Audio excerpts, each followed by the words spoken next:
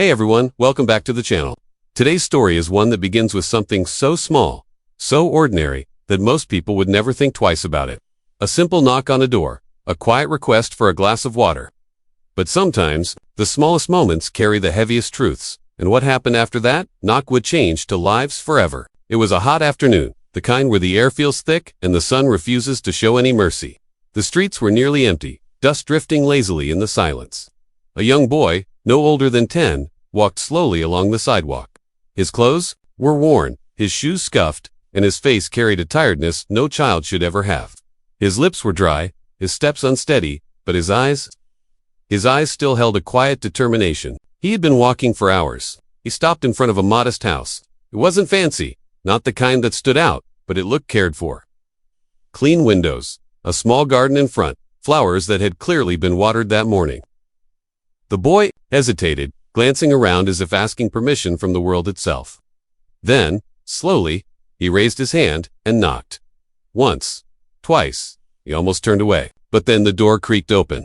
A woman stood there, probably in her late 30s or early 40s. She looked ordinary at first glance, but there was something in her eyes.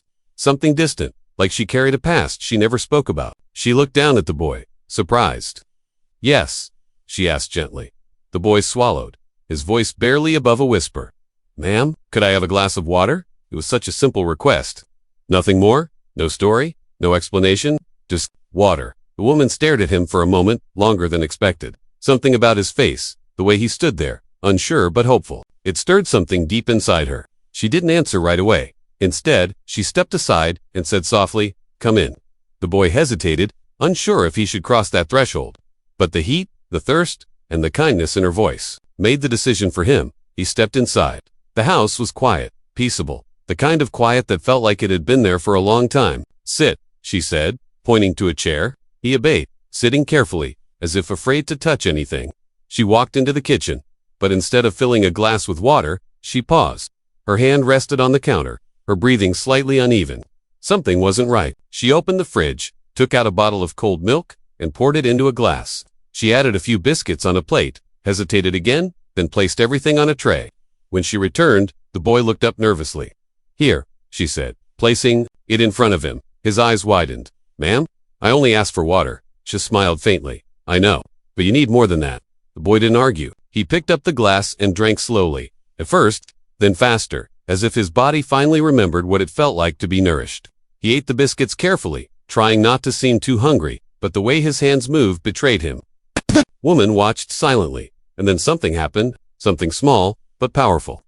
As the boy wiped his mouth and looked up at her, their eyes met fully for the first time, and in that moment, the woman froze.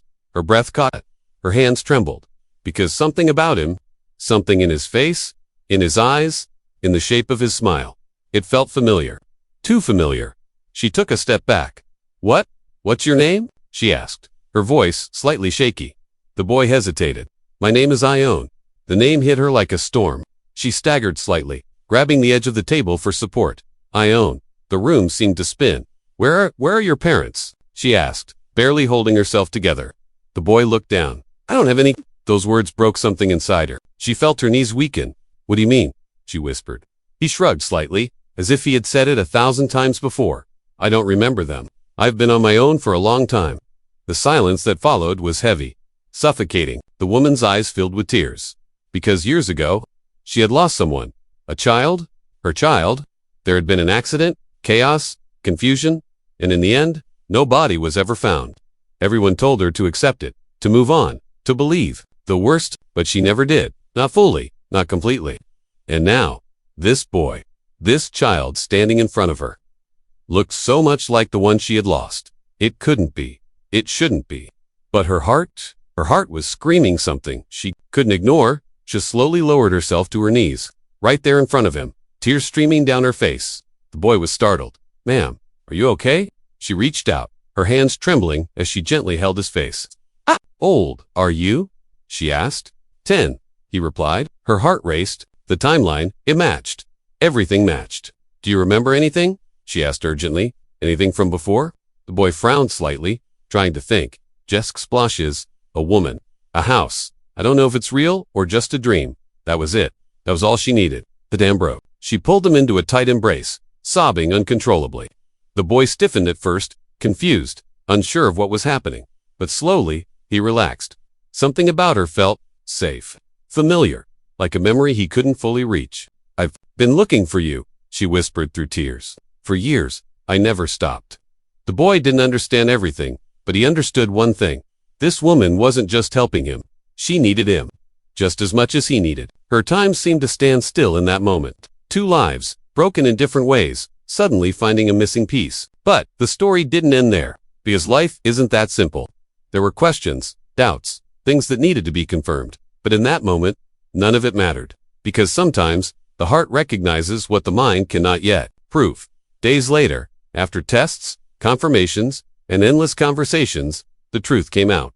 He was her son, the boy she had lost, the child she had mourned, alive, standing right in front of her, all because he knocked on a door and asked for a glass of water. That one small act changed everything. And maybe that's the lesson in today's story. You never know what someone is carrying. You never know what a simple act of kindness can uncover. A glass of milk instead of water, an open door instead of a closed one, a moment of compassion instead of indifference. These are the things that change lives. So the next time someone knocks, don't just hear it, listen, because behind that knock, there might be a story waiting to be found. And maybe, just maybe, it's meant to change your life too.